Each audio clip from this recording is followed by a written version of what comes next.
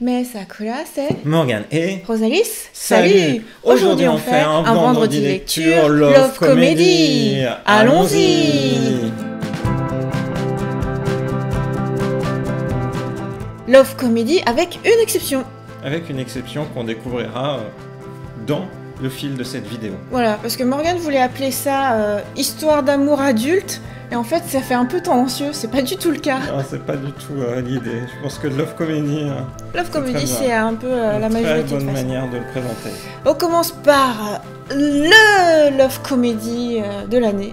La grosse sortie en France. Enfin, on a Kaguya-sama Love is War qui arrive sur le territoire hexagonal, donc une série... Après qu'il y ait eu les 2 saisons animées qui soient passées. Après effectivement 2 saisons animées qui sont passées chez Wakanim, une 3e saison est en vue prochainement, et c'est ce qui a permis à la série de se faire connaître.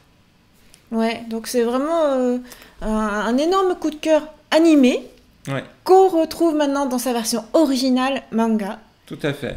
Et grosso modo, l'histoire est autour d'un trio de personnages au début qui est au BDE, au bureau des élèves, et notamment le président Shirogane et Kaguya, qui est la vice-présidente. L'un est issu d'une famille tout à fait banale, il a réussi à se hisser au sommet du bureau des élèves de par sa vaillance tant dans le discours que dans ses notes, et Kaguya, elle est l'héritière d'un conglomérat très puissant au Japon. C'est une beauté froide, c'est la fille qui paraît inaccessible, mais qui en fait, dans son petit cœur, a plein de sentiments. Mais comme ce sont 2 personnages qui ont beaucoup de fierté, aucun des 2 n'osera jamais avouer son amour à l'autre, et il est pris dans le piège de faire en sorte que l'autre se déclare avant. Donc on a une sorte de concours, de match, de combat entre Kaguya et Shirogane pour inciter, forcer l'autre, le mettre face à une situation où il est obligé d'avouer qu'il a envie d'aller au cinéma, ou alors simplement de déclarer ses sentiments.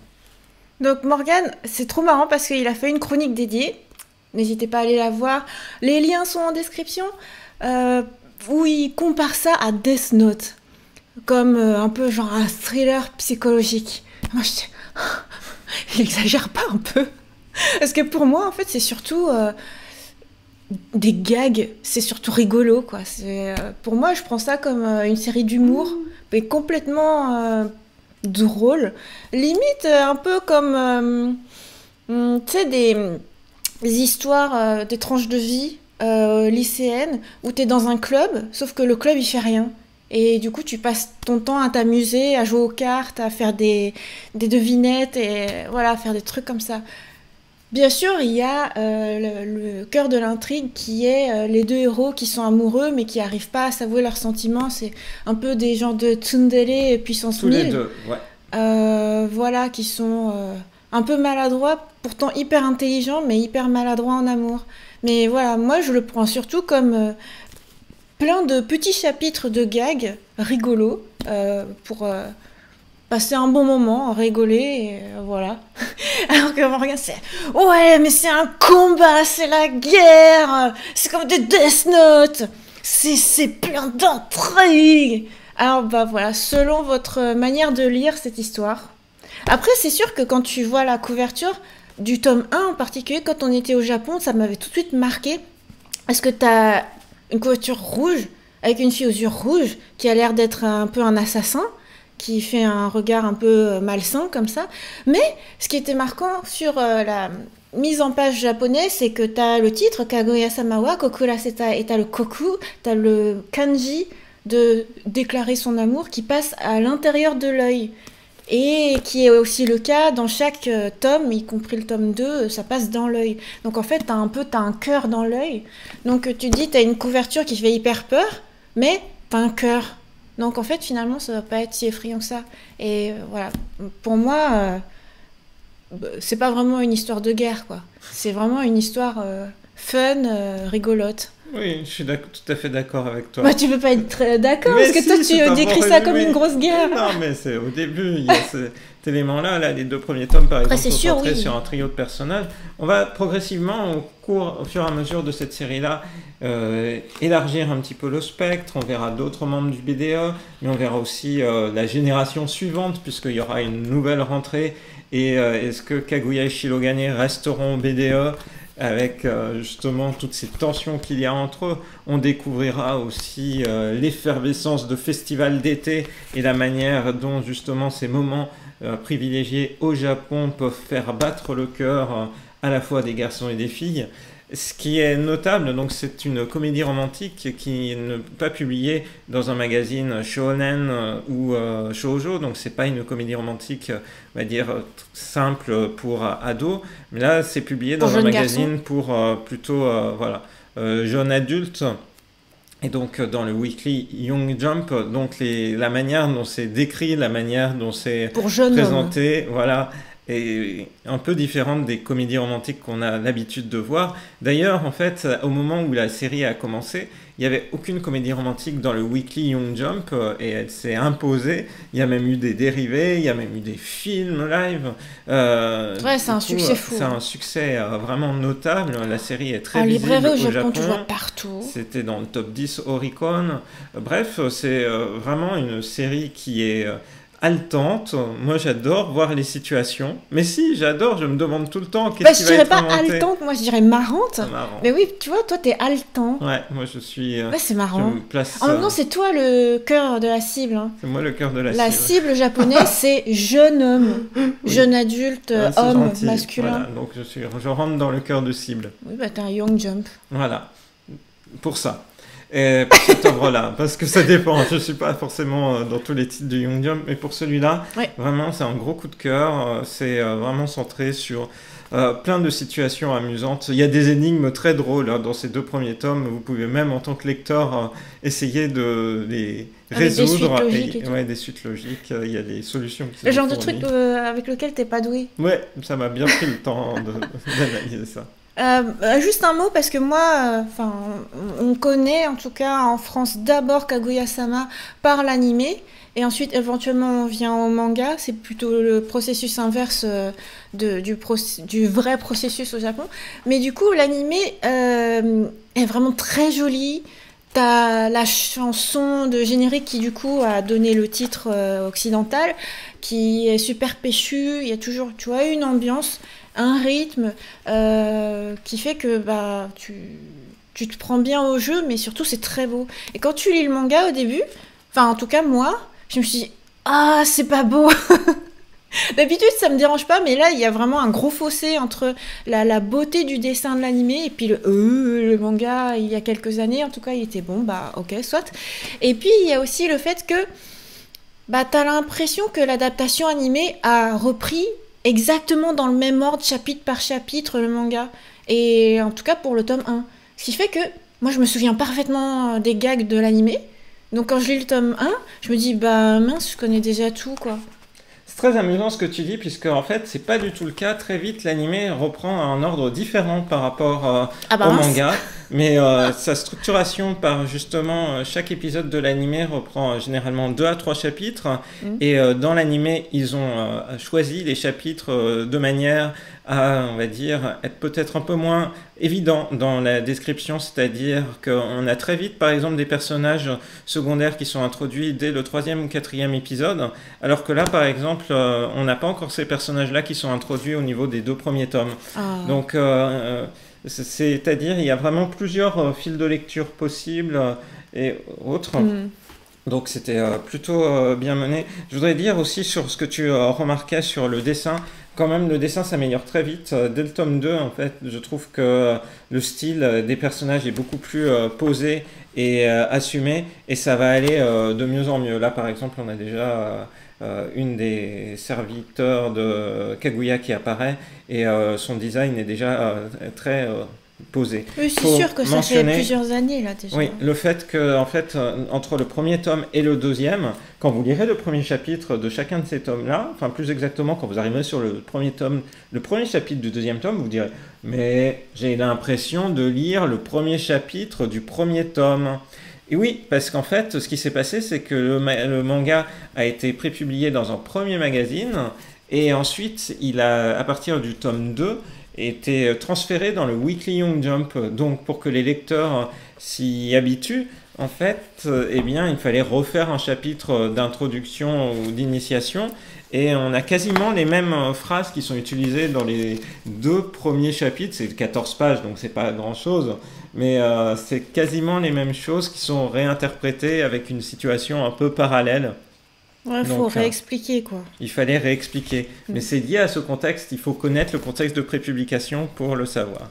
D'ailleurs, c'est expliqué dans la version tankobon française, ce qui est plutôt bien parce que du coup, les gens peuvent se dire, ah ben non, c'est pas étonnant en fait qu'il y ait cette redite, c'est juste que la série a en quelque sorte bénéficié bien, d'un redémarrage tellement elle avait été regardée. Ok. Bon bah du coup, on attend de voir pour la suite. Gros coup de cœur. Bon, en tout cas, quoi qu'il arrive, si jamais vous ne connaissez pas l'anime par exemple, et que vous démarrez par le manga, c'est super bien. Le manga est top et il permettra d'avoir une vision complémentaire de l'anime. Je peux que... Complémentaire à ce point. Oui. C'est vrai, parce que quand c'est des gags, pour moi, c'est si tu connais déjà le gag, ben en fait... T'es déjà spoilé un peu. Oui, mais il y a des chapitres qui sont pas refaits exactement de la même manière en animé. Toi, t'es un vrai fan, quoi. Moi, j'ai été convaincu par cette série. Ok, donc c'était la première lecture. Nouveauté, donc, chez Pika, et les 2 tomes qui sortent d'un coup.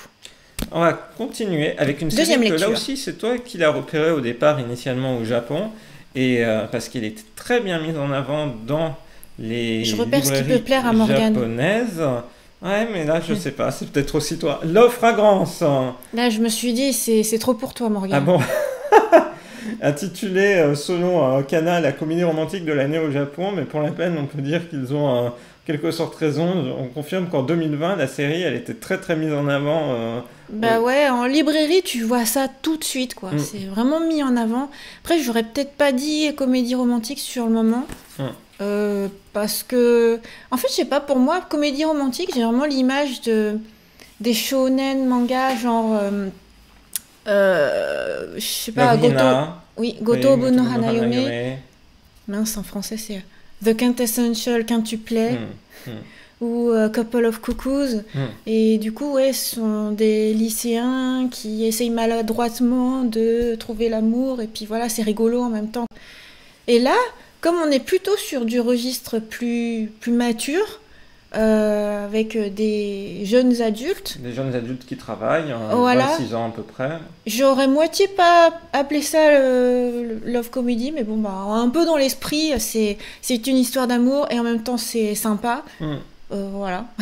Ouais, alors du coup, on est face à une héroïne qui a, on va dire, le complexe vraiment, je pense, typique asiatique, c'est de beaucoup transpirer. Et donc au Japon, quand vous allez au Japon, il y a plein de papiers en fait pour se matifier le front. Enfin, je trouve pour absorber le sébum. Pour absorber le sébum, c'est vraiment un truc, je pense, typique justement de la culture asiatique. Ouais, mais enfin, les Occidentaux toi, tu aussi. Transpires jamais, presque. Mais si, je transpire, c'est pas vrai. Mais si, au contraire, je pense que les Occidentaux, transpirent plus sauf que les Asiatiques. Morgane, il transpire pas. C'est gentil de dire ça. Et donc, comme elle a ce complexe-là, dès qu'elle peut, en fait, elle va se changer, elle utilise différents savons. Et elle est des lingettes, des choses absorbantes. Elle est très fan justement de savons, des savons produits dans l'entreprise dans laquelle elle travaille. Et un jour, elle croise en fait un homme qui se précipite sur elle et qui adore son odeur. Il se trouve que cet homme-là, c'est le nez de l'entreprise, c'est celui qui crée les différents parfums. Et voilà que le fait de sentir justement l'héroïne va l'inspirer pour ses prochaines créations. En même temps, il ne fait pas que justement la sentir, il est complètement sous le charme. Et voilà du coup les deux protagonistes qui vont vivre une histoire d'amour. D'où le titre original japonais Aseto Sekken, sueur et savon. Le titre occidental est pas mal choisi. Juste que quand tu vois un titre comme Love, quelque chose, t'as presque l'impression que ça va être un shoujo romantique. Et c'est pas du tout le cas. Quoi. Non, c'est pas du tout le cas. Puisque c'est prépublié dans Morning. Donc un magazine, là, clairement pour jeunes adultes. Ouais, pour jeunes hommes. Pour, oui, tu as raison. Jeunes hommes. Oui, c'est voilà. ça. C'est-à-dire, Morgane est pile le cœur de la cible. Encore une fois, là, c'est... si vous êtes un peu comme Morgane, vous êtes dans la cible. Après, moi, j'ai beaucoup aimé aussi ce titre. Quand je l'ai repéré, j'ai dit « Hey Morgane, ça a vraiment l'air d'être pour toi !» Mais en même temps, moi, je l'ai lu et j'ai passé un bon moment, quoi. C'est mignon, c'est rigolo, c'est des problématiques dans lesquelles je me retrouve à fond, parce que je transpire grave. Mais après... c'est plus adulte. Enfin, comme je disais, pour moi, Love Comedy, et pour moi, ça va vraiment être des histoires adolescentes et il va rien se passer, en fait. C'est plutôt sur réussir à se déclarer, réussir à devenir petit copain, petit ami, et puis première sortie ensemble et tout. Là, tu vois que c'est déjà beaucoup plus mature parce que tu passes pas par 4 chemins, en fait, dès le premier chapitre, tu passes à l'acte. Il faut mentionner d'ailleurs sur cette structuration que la série était initialement non pas une série mais un one-shot. Comme donc le premier chapitre est une histoire à part entière qui se concluait. Et donc ensuite les éditeurs ont dit voilà, au mangaka, ta série, ça devient une série et il faut en faire une série. Donc voilà, même si c'est déjà... Comme tu ton one-shot devient un chapitre 1 et tu continues. Voilà. Du coup, c'est ce qui explique pourquoi ça va si vite au début. Mais en tout cas, on sent qu'il y a une... Après, chaque chapitre va vite aussi. Il garde le même rythme. Ouais. On sent qu'il y a une volonté de présenter, on va dire, une histoire un peu humoristique, tranquille, sur une trame du coup romantique entre les deux personnages, avec leur relation qui est positionnée... je dirais pas tellement que c'est humoristique, mais tu vois, peut-être que pour vous, hommes, ça vous fait rire. Mais moi, en tant que femme, c'est presque un sujet tabou. Oui, tu vois, genre, tu sais, tu complexes parce que tu transpires, t'as surtout pas envie de le montrer ou d'en parler, et du coup, tu veux le cacher. Mais toi, en tant qu'homme, vu que tu t'en fiches, enfin, comment dire, Je m'en fiche pas, mais... Je sais pas, tu trouves ça sexy, ou je sais pas trop la psychologie masculine là-dessus, mais bon, du coup, tu le prends différemment. Tu vois, là, on va avoir des lectures différentes, c'est marrant. C'est vrai. Et en tout cas, je trouve que c'est très touchant. Parce que, du coup, le héros va amener la jeune fille à se décomplexer, à reprendre peut-être confiance en, justement, ce qui était pour elle un gros complexe. Et après, au fur et à mesure, puisqu'on passe le stade de one-shot et qu'on approfondit, je trouve ça très intéressant aussi de se dire que, tu vois, les odeurs... peuvent diffuser aussi des émotions. Tu vois, si tu es triste ou si tu es heureux, tu vas avoir des odeurs différentes. Je sais pas si c'est vrai, mais j'ai l'impression que hormonalement parlant, chez les animaux, c'est le cas. Donc, est-ce que l'être humain a un odorat assez fin pour détecter émotions. Ça ce serait intéressant de savoir. Mais en tout cas, dans la romance, du coup, l'odorat particulier du héros vient apporter... quelque chose, je trouve ça très intéressant. Et tu vois, je vais prendre ça du côté un peu intéressant. Oui. Mais pour toi, c'est drôle. Bon, oui, les situations sont plutôt drôles et ont l'avantage de dédramatiser, en fait. Oui, ça, c'est vrai. Donc, c'est dans cette notion-là, dans cette idée-là. C'est-à-dire, c'est plutôt l'humour pour dédramatiser et puis finalement, voilà, faire passer les choses telles quelles. Je voulais mentionner qu'il y avait un chapitre qui m'a plu. Oui. Vous savez combien j'aime voyager au Japon et combien j'aime à travers les mangas. Je me demandais ce que tu allais dire. Voyager. Et du coup, en cette période-là, c'est plus difficile. Il y a tout un chapitre de rendez-vous amoureux entre les deux protagonistes qui se situe à Nihonbashi. zone dans laquelle... C'est notre QG. Ouais, c'est notre QG. On a fait des vidéos. Il y a un Pokémon Center maintenant à Nihonbashi, juste dans ce quartier-là. Il y a un cinéma Toho Cinéma. Ouais, on y allait sans arrêt. Et d'ailleurs, il est représenté dans ce chapitre-là, puisque les deux héros vont justement au cinéma. Je reconnais exactement les lieux. Bah, c'est chez nous. Oui, c'est ça qui est sympa en fait.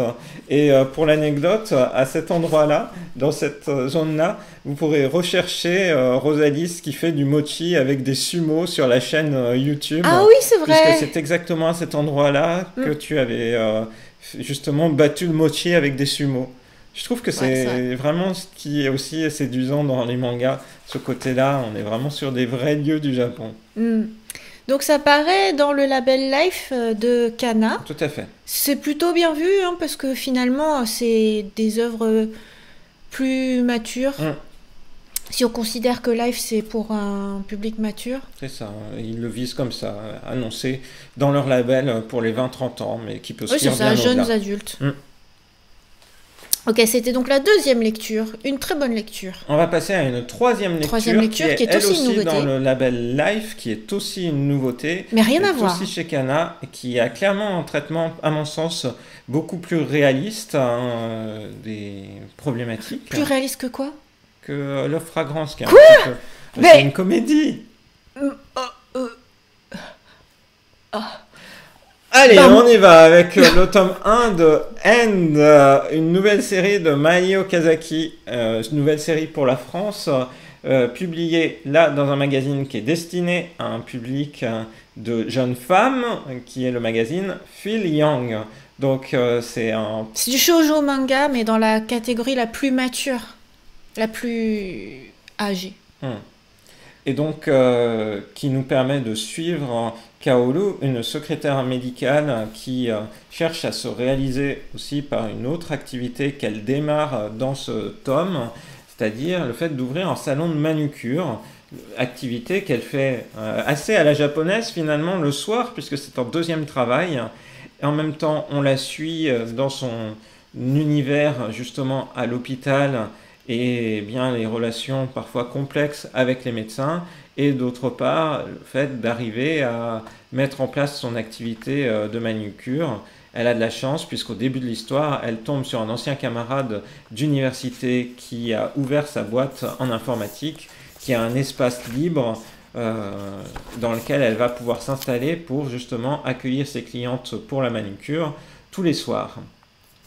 Voilà, donc je disais rien à voir, ça a beau être dans le même label en France, au Japon c'est pas du tout prépublié dans les mêmes magazines, c'est pas du tout la même cible. En gros, Love Fragrance, la cible c'est Morgane, jeune adulte homme, et End, la cible c'est moi, jeune adulte femme.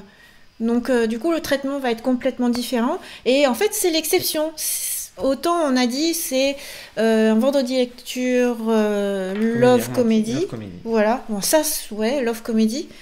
Bah là c'est plus du tout de la comédie, hein. C'est pas du tout pour rire.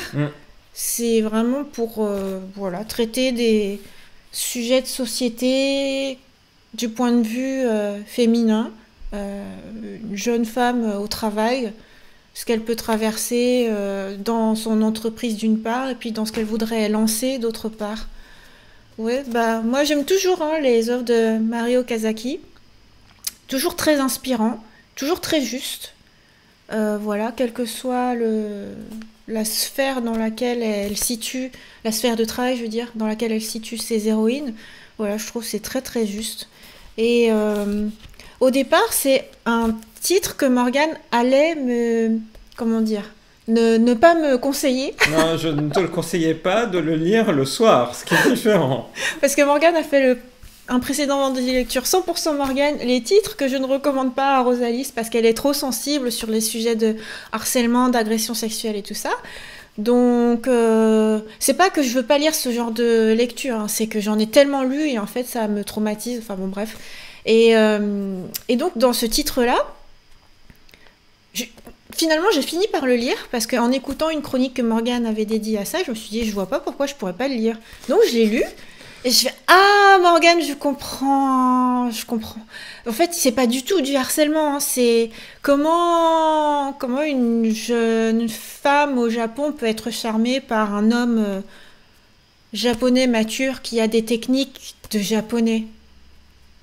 Ah, Toi, c'est le bien dit. kabedon, C'est pour bien toi, c'est dit. choquant. Et en plus, avec un dessin qui est marquant, Hmm. qui est très jeté, Hmm. là, le kabedon, tu vois, c'est le plaquage contre le mur. Hmm. Là, t'as l'impression qu'elle est agressée. Hmm. Mais en fait, pas du tout.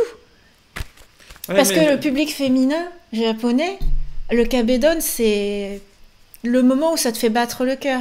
Donc au début, ça te fait battre le cœur parce que t'es peut-être effrayé, mais en fait après, ça se transforme peut-être en sentiment amoureux. C'est comme ça que ça fonctionne. Et au final, là-dedans, il n'y a pas d'agression, quoi. Non, C'est non. juste une manière de draguer qui est très japonaise, masculine, mature, un peu brute. C'est pas ton style de romance, quoi.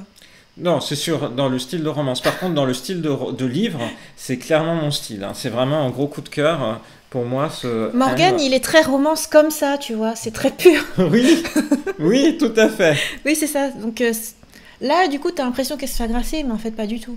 Ouais. Bah Oui, non, oui, je hein. comprends. Bah non. Donc, en l'occurrence, ici, effectivement, le style est, comme tu dis, jeté, vraiment très joliment construit. Et comme tu dis, c'est très inspirant de voir les différentes planches. C'est très marquant, autant dans la sensualité des Mm. traits que dans la brutalité qu'il peut y avoir dans certains mouvements. Oui, Mais du coup, t'as l'impression que c'est horrible, alors que le Cabedon, c'est un grand classique, quoi. d'accord. Et il y en a un là-dedans. Il y a un Cabedon. Ça t'a pas choqué Mais, qu'ils lui disent de faire un Cabedon dans un des conseils que donne... Shirogane. voilà. Ouais. Attends, le temps Ah, que je te retrouve la page, vas-y, parle. c'est pas- Raconte des trucs. Il y a un point qui est notable justement quand on compare à la cible visée, c'est la focalisation. Et comme tu le disais en fait dans le cas du Cabedon, mais aussi plus tard, souvent en fait on se retrouve ici en focalisation interne, donc on se place à la place des yeux de Kaoru. Là par exemple, elle est en train de discuter avec une des filles qui travaille dans la boîte d'entreprise de son ancien camarade d'université. Et c'est clairement une perspective où on est à la place de la protagoniste. Et je pense que ça, c'est vraiment une des forces aussi du style de Mani Okazaki, c'est qu'on est clairement à la place de l'héroïne. On voit Bah, un c'est peu... normal. Oui, C'est oui, moi la cible. oui, et justement, mais C'est moi le public cible. c'est ce que je trouve intéressant, en fait. À vrai dire, c'est effectivement dans les titres qu'on présente aujourd'hui avec Kaguya, le titre qui m'a le plus plu dans sa construction et dans la manière dont c'est mis en scène. Je trouve que ces planches sont vraiment incroyables. Quoi, qu'est-ce que tu voulais dire? C'est ça ce qui t'a le plus plu? Oui, avec Kaguya. Ah alors donc, voici le Cabedon version Kaguya-sama. C'est exactement la même chose, hein. T'as des traits de vitesse, parce que le fait est que tu vas plaquer ton bras très vite contre un mur pour faire peur à la jeune fille. Là. Sauf que du coup, dans cette histoire-là, c'est un peu une technique de drague datée, trop nulle, c'est tout le monde Ah le oui, voit oui. venir, voilà, Oui. c'est comique. Oui, Et ça, là, ça fait peur. Moi, je me place à la place de l'héroïne. Moi, j'aurais peur. bah, Voilà. regarde la tête qu'elle fait, elle a pas peur. Elle reste stone. Oui, bah justement, elle est Mais sous le coup de la surprise. bah, Enfin, ça fait battre son cœur. hmm, d'accord. Bref, je suis pas convaincu par Mais- cet élément-là. Mais, Mais mais pourtant, c'est un grand classique. oui, Dans les je sais mangas. que c'est un grand classique des mangas. C'est juste que c'est la première fois que tu le vois dans un Young Josei. Ouais, bah ça, je dois C'est être du trop shoujo sensible manga, en fait. Ça doit être pour ça. Voilà. Bon, donc du coup, End, c'est vraiment bien. Ça sera en 8 Morgane, tomes. faut que je te fasse un Cabedon. C'est pas pareil si je sais que c'est toi. Tu vois, c'est pas. Ah, si vous croisez Morgane dans la rue et que Non. vous êtes près d'un mur, faites-lui un Jamais de la Cabedon. vie. Allez, passons à la suite. Bon, très bonne lecture. Excellente lecture. Quatrième lecture. Un titre, là, comédie romantique, vraiment mignonne sur le fond de la culture manga, jeux vidéo, otaku. Ah, ça tombe bien, c'est justement Otaku Otaku, eh bien, tome 9. C'est un CNN manga. C'est un CNN manga. Donc, Ah, d'accord. Et j'allais dire, mais pourquoi ils l'ont pas mis dans le même label finalement? Mais en fait, c'est que c'est sorti avant. oui, Ce label n'existait pas encore, le label Life. sorti en 2020 pour le label Live, alors que Otaku Otaku a démarré il y a plusieurs Mais années. bon, c'est toujours leur collection Big Cana, quoi. Oui. Donc tu sais que c'est un public un peu plus mature. Oui. Bah, c'est du CNN. Donc Otaku Otaku, on continue de suivre une galaxie de 6 protagonistes qui ont entre 19 et 25 ans et qui ont tous une passion pour le cosplay ou pour les jeux vidéo ou pour les mangas. Et donc on a l'occasion de les voir évoluer. Oui, tu as raison. Et donc on voit justement ces personnages vraiment évoluer. Je pensais qu'au début de l'histoire, on allait avoir finalement une situation, une pure comédie, où on allait avoir une reproduction de tome en tome. Or, c'est pas ça. D'ailleurs, du coup, on a un peu un petit spoil par la couverture de ce tome 9, dans le sens où 2 des personnages se marient. Le mariage était annoncé dans un tome précédent, donc c'est pas non plus une grosse surprise. En gros, tu pensais que ça allait être une série de gags. Ouais, je pensais que ça allait être vraiment orienté sur une série de gags sans évolution. Cela dit, tu montres Kaguya, mais même dans Kaguya, au début, on peut se dire ça va être une série de gags qui va se répéter à l'infini. Mais non, là aussi, il y a une évolution dans les relations entre les personnages qui arrive. Bah, l'évolution, disons, elle va pas aussi vite que là. Oui. Là, ça évolue vraiment, vraiment. Mais oui, Un rythme de vie. Ils sont prépubliés entre un mensuel et un hebdomadaire, le rythme est différent. C'est vrai, c'est se resituer ça. Donc Otaku Otaku est dans un mensuel, Kaguya-sama est dans un hebdomadaire, donc forcément on n'a pas le même nombre de choses. Donc en fait ça revient à peu près à voilà, un équivalent. Et donc ouais, je trouve que c'est vraiment touchant de voir les personnages évoluer aussi. Bien, ils continuent d'avoir leur passion, mais ils s'ouvrent aussi à la manière dont l'autre, donc dans un couple par exemple, peut avoir un souhait et avoir une sorte de compréhension mutuelle qui se décline. Je pense que c'est vraiment à travers justement ici le mariage de 2 des personnages ce qui transparaît, c'est cette compréhension mutuelle. Moi, ce titre me fait mourir de rire. Pour moi, c'est vraiment une pure lecture feel good. Ce qui fait que en ce moment, je lis quasiment que des CNN, c'est que tu rigoles, quoi. C'est vraiment des gags et en même temps, tu te retrouves tellement dedans en tant qu'otaku, en tant que gamer. C'est à mourir de rire. C'est super beau, super bien dessiné, très très bien vu.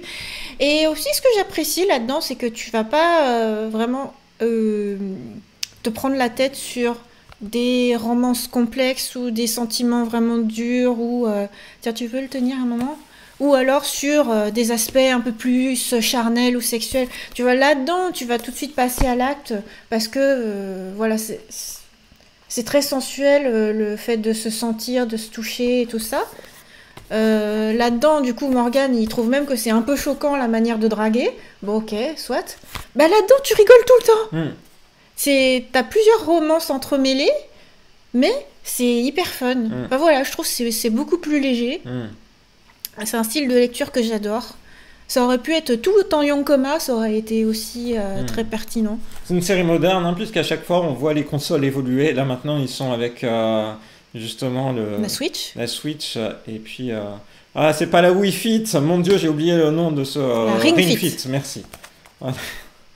Merci de me sauver. À noter que le manga commence par quelques planches couleurs qui sont très joliment faites. C'est hyper beau. C'est super beau. Par ailleurs, pour ceux qui ne connaîtraient pas, je rappelle qu'il y a eu une adaptation animée qui justement retranscrit les premiers tomes du manga, qui est super et qui est disponible en France sur Amazon Prime. Par ailleurs, c'est du coup assez facilement accessible. Ouais, mais il faut le savoir. Il faut le savoir parce que c'est un petit peu caché dans le catalogue. Et par ailleurs, il y a eu un film cinématographique en prise de vue réelle qui a été réalisé au Japon, sorti début 2020. C'est une hérésie. Qui n'est pas très réussi parce que pas fidèle en fait à l'esprit et au personnage. Oui, parce que là, le titre c'est Otaku Nikoi wa Muzukashi, c'est difficile d'être amoureux d'un otaku, mais tu t'en sors différemment, quoi. Tu vis l'amour et en même temps tes passions. Et en fait, le film, il part complètement dans à l'opposé, quoi. Genre, les otaku peuvent pas être amoureux, il faut qu'ils deviennent des gens normaux et puis qu'ils laissent tomber leur passion. Hérésie! C'est clair. Voilà, donc le manga. Les adaptations, ici, c'est pas toujours réussi. Le manga et l'animé, parce que l'animé était lui très fidèle au manga, Ouais. méritent vraiment d'être découverts. Donc tome 9.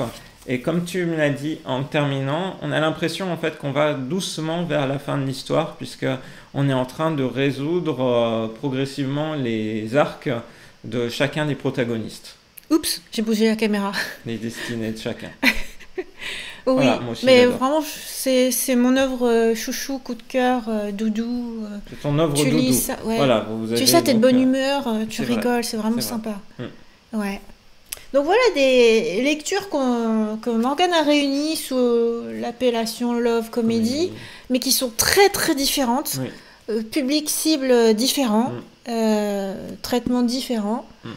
Donc voilà, il y en a pour tous les goûts. Où Voilà. est-ce que vous vous situez? C'est ça. Qu'est-ce qui vous attire le plus? Ouais. Là, vous aurez vu Bah, un tout petit est peu bien, les hein. cibles, ouais. Mais là, C'est juste tous vraiment les titres différent. sont bien. Ouais. Ça dépend vraiment de... Moi en ce moment, dans ce que j'ai envie de lire dans ma période en ce moment, c'est plutôt otaku. Ouais. Moi, ce que j'ai envie de lire, c'est Kaguya-sama. Ouais, c'était vraiment dans ce trip. Mais non, mais... et Kaguya, quand elle commence aussi à être un peu, justement, à révéler ses sentiments, en tout cas à elle-même, elle est mignonne comme tout, alors c'est pour Oui, ça. c'est ça. Tu aimes les romances mignonnes où il ne se passe rien. Mais il se passe... C'est pour ça qu'après t'es choqué. mais j'ai beaucoup aimé End, je tiens à Non, le ça c'est redire. vraiment bien. Non, Hein. c'est De toute vraiment- façon, ce sont que des titres qu'on aime qu'on vous montre. Voilà. Chacun Je te sa taquine. comédie, quelque part. Ouais. Du coup, on espère que cette vidéo et ce nouveau vendredi lecture vous a plu. Et on vous donne rendez-vous à très bientôt dans une prochaine vidéo sur la chaîne de Rosalis. Bye bye. Bye bye. En tout cas, je suis quand même étonnée hein, qu'en France ils sortent l'offre avant. Ouais, moi aussi, j'ai été étonné. Ouais, c'est bon signe. En fait, il a Les été bons titres repéré viennent en un petit France. peu partout, puisque même aux États-Unis, il est sorti. Oh. Donc, c'est une sorte de succès complet. Ce qui est le plus notable et qu'on a le plus eu à attendre, c'est Kaguya, puisque Oui. aux États-Unis, il sort depuis plusieurs années. Et malheureusement, c'est seulement maintenant en France chez Pika. Mais tant mieux, merci à Pika de sortir De finir ce par le titre-là, sortir. de finir Ouais. par le sortir, de la même manière que d'aller chercher Mani Okazaki, dont on n'a plus de titre depuis maintenant plus de 10 ans. Je me demande en France. pourquoi. C'est vraiment génial. Et c'est un titre qui est paru au Japon, justement, il y a plus de 10 ans. Et c'est une autrice qui continue de publier des œuvres régulièrement dans Filiang.